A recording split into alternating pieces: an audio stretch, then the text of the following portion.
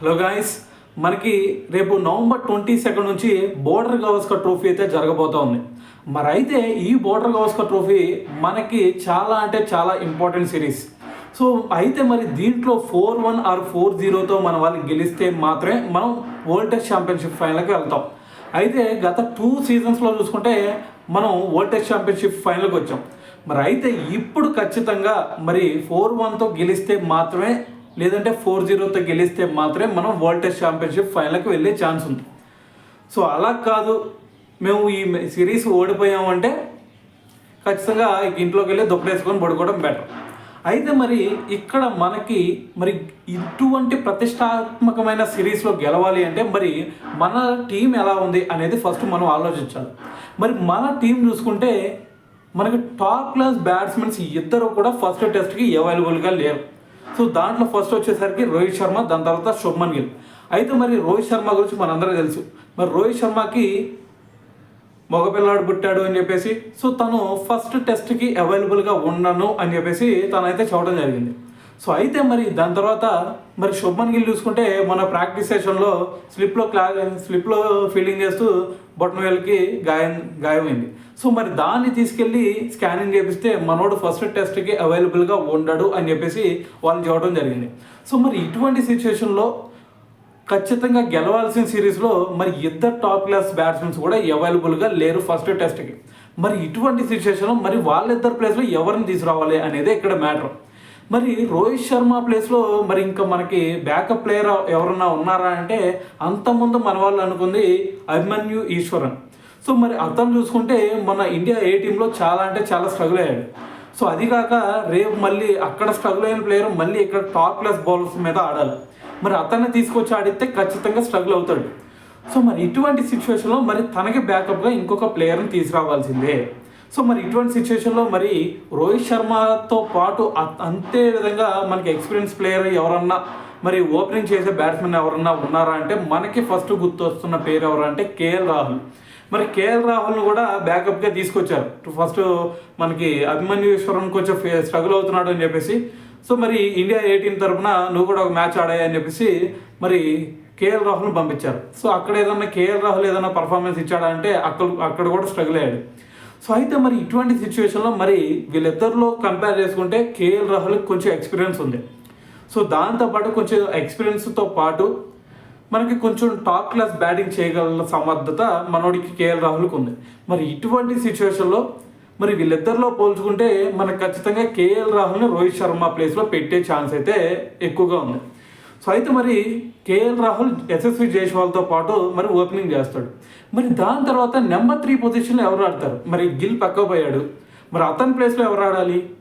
ఆ పొజిషన్కి వచ్చేసరికి మనకి 3 ప్లేయర్స్ కనిపిస్తున్నారు. ఇండియా ఏ టీం నుంచి ఆడినా మనకి రుతురాజ్ గైక్వాడ్, దేవదత్ పడికల్, సాయి సుదర్శన్. సో వీళ్ళ 3 మాత్రమే ఆడాలి. సో మరి వీళ్ళ 3లో చూసుకుంటే మరి నా పర్సనల్ విషయం చెప్పాలి అంటే మనకి శుభ్మన్ గిల్ లాగా ఆడే ప్లేయర్ ఎవరన్నా ఉన్నారా అంటే రుతురాజ్ గైక్వాడ్ మాత్రమే. సో మరి దాని తర్వాత దేవదత్ పడికల్ చూసుకుంటే మరి దేవదత్ పడికల్ కూడా మంచిగా ఆడతాడు కదా అని మీరు అనొచ్చు. పడికల్కి లాస్ట్ టైం పర్ఫార్మెన్స్ ఐపీఎల్లో చూసినప్పుడే చాలా స్ట్రగుల్ అయ్యాడు. సో మరి తను ఇక్కడ అంత మంచి పర్ఫార్మెన్స్ ఇస్తాడా అంటే నాకైతే అంత నమ్మకం అయితే లేదు. మరి సాయి సుదర్శన్ అనొచ్చు. సాయి సుదర్శన్కి రుతురాజ్ గైక్వాడ్కి ఒకసారి కంపేర్ చేస్తే ఇద్దరు కూడా చాలా మంచి ప్లేయర్స్. కానీ ఇక్కడ Ruturaj Gaikwad already proved player. దాంతోపాటు ఐపీఎల్లో ఎంత మంచి నాకు ఆడతాడో మనందరూ తెలుసు. దాని తర్వాత ఇండియా టీం తరఫున కూడా చాలా మంచి ఎక్స్పీరియన్స్ ఉంది. సో ఇటువంటి ఎక్స్పీరియన్స్ ప్లేయర్ని గిల్ ప్లేస్లో ఆడించడం అనేది చాలా బెటర్ అనేది నా ఫీలింగ్. అయితే నెంబర్ 4 పొజిషన్లో వచ్చేసరికి కోహ్లీ ఉంటాడు, సెట్ అయిపోయింది. నెంబర్ 5 పొజిషన్లో మనకి గబ్బా స్టార్ అయినా మనకి పంత్ ఉన్నాడు, సో సెట్. దాని తర్వాత నెంబర్ 6 పొజిషన్లో వచ్చేసరికి ఎవరిని ఆడించాలా? సర్ఫరాజ్నా లేదంటే ధ్రువ్ జురెల్నా? వీళ్ళిద్దరిలో ఎవరు ఆడించాలా? అయితే ఇక్కడ సర్ఫరాజ్కి ఆల్రెడీ ఎక్స్పీరియన్స్ ఉంది. దాంతోపాటు మనకి రంజీ ట్రోఫీలో కూడా చాలా మంచి రికార్డు ఉంది. సో ఇటువంటి సిచ్యువేషన్లో ఖచ్చితంగా మరి సర్ఫరాజ్కి ఛాన్స్ ఇవ్వడమే బెటర్. ఎందుకంటే ఇక్కడ కొంత ఎక్స్పీరియన్స్ ఉంటే మాత్రమే ఇక్కడ కొంచెం మంచి పర్ఫార్మెన్స్ చేయగలరు. సో దాంతోపాటు మనకి పుజారా లేదంటే రాహానే వీళ్ళు కూడా లేరు కాబట్టి సో ఉన్న ప్లేయర్స్లోనే టాప్ ఎక్స్పీరియన్స్ ఉన్న ప్లేయర్స్ని తీసుకోవడం అనేది చాలా బెటర్. సో దాంతోపాటు మరి 4-1తో ఆర్ 4-0తో మనం గెలవాల్సిన సిరీస్ ఇది. సో మరి ఎక్స్పీరియన్స్తో వెళ్ళటం అనేది చాలా బెటర్. కొత్త కొత్త ప్రయోగాలు చేయకుండా ఎక్స్పీరియన్స్ ప్లేయర్ని పెట్టి కొంచెం మ్యాచ్లు ఏ విధంగా గెలవాలి అనేది ఆలోచిస్తేనే చాలా బెటర్ అనేది నా ఫీలింగ్. సో మరి ఈ 6th పొజిషన్లో వచ్చేసరికి సర్ఫరాజ్ ఖాన్ని, దాని తర్వాత 7th పొజిషన్లో వచ్చేసరికి మనకి జడేజా ఉన్నాడు, సెట్ అయిపోయింది. నెంబర్ 8th పొజిషన్లో కూడా ఇక్కడ ఒక కన్ఫ్యూజన్ ఉంది. నెంబర్ 8th పొజిషన్లో నితీష్ కుమార్ రెడ్డిని ఆడించాలా, లేదు అంటే సుందర్ని ఆడించాలి. మరి వీళ్ళిద్దరిలో కూడా డిఫరెంట్ స్కిల్స్, ఇద్దరు కూడా మంచి బ్యాటింగ్ చేయగలుగుతారు, నో డౌట్ అబౌట్ ఇట్. అయితే మరి ఇక్కడ చూసుకుంటే బౌలింగ్లో చూసుకుంటే మరి ఇక్కడ పిచ్చెస్ వచ్చేసరికి మనకి పేస్ బౌలర్స్కి అనుకూలించే పిచ్చెస్. మరి ఇంకో పక్క చూసుకుంటే నితీష్ కుమార్ రెడ్డి పేస్ వేయగలుగుతాడు, దాంతోపాటు మరి మనోడికేమో ఎటువంటి ఎక్స్పీరియన్సే లేదు. సో మరి అటువంటి మన నితీష్ కుమార్ రెడ్డిని తీసుకోవాలా, లేదంటే మనకి మంచి ఎక్స్పీరియన్స్ ఉన్న, దాంతోపాటు లాస్ట్ సిరీస్లో న్యూజిలాండ్ మీద ఎక్స్ట్రాడినరీ బౌలింగ్ వేసిన మనకి స్పిన్ ఆల్రౌండర్ అయిన వాషింగ్టన్ సుందర్ని తీసుకోవాలా అనేదే ఇక్కడ మ్యాటర్. సో మరి అయితే దీని గురించి నేను ఎటువంటి కామెంట్ చేయదలుచుకోలేదు. మరి ఈ వీళ్ళిద్దరిలో ఎవరిని తీసుకోవాలో మీరు కామెంట్ చేసేయండి. అయితే మరి నెక్స్ట్ పొజిషన్లో చూసుకుంటే మనకి ఇద్దరు టాప్ క్లాస్ బౌలర్స్ మనందరికీ తెలుసు. సో సిరాజ్, దాని తర్వాత బుమ్రా. సో వీళ్ళిద్దరు ప్లేస్ ఫిక్స్. దాని తర్వాత మరి 11th పొజిషన్లో ఎవరు ఆడాలి అనేదే ఇక్కడ మ్యాటర్. మరి 11th పొజిషన్లో చూసుకుంటే మనకి అంతకుముందు మనం ప్లాన్ చేసుకుంది ఎవరంటే ఆకాశ్దీప్, లేదంటే ప్రసిద్ధ్ కృష్ణ. సో మరి ఇప్పుడు చూసుకుంటే మనకి ఒక టాప్ క్లాస్ బౌలర్ ఇప్పుడు ఎంట్రీ ఇవ్వబోతున్నాడు.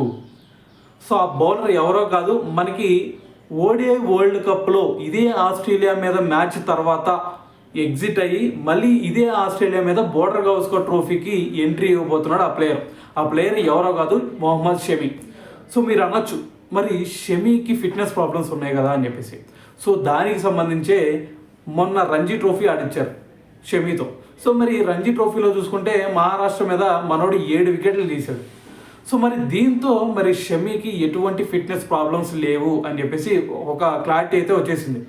అయితే అది చూసిన గౌతమ్ గంభీర్ బీసీసీఐని, దాని తర్వాత సెలెక్టర్స్ను కూడా ఒప్పించి ఖచ్చితంగా నాకు ఈ సిరీస్కి షమీ కావాల్సిందే, సో అది కూడా ఫస్ట్ టెస్ట్కే షమీ నాకు కావాలి అని చెప్పేసి సో తనకి స్పెషల్ ఫ్లైట్ ఏపిచ్చి మరి ఆస్ట్రేలియాకి అయితే తీసుకురాబోతున్నాడు అని చెప్పేసి మనకైతే న్యూస్ వచ్చేసింది. సో దీంతో మన బౌలింగ్ అటాక్ ఒకవేళ షమీ వచ్చే ఛాన్సెస్ ఎక్కువ ఉన్నాయి.